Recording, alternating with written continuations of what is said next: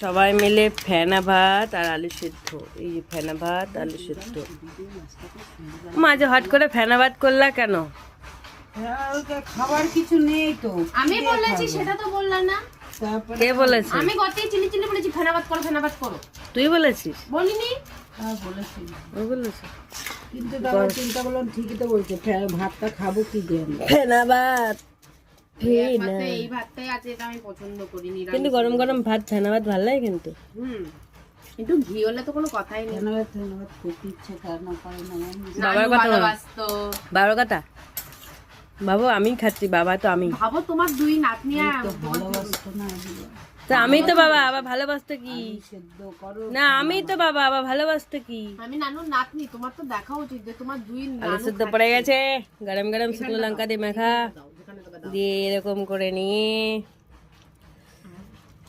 গরম খাবোটা কি করে? বড় কথা ওটা না, দেখো যেরকম নানু বাই বাই, গুড নাইট।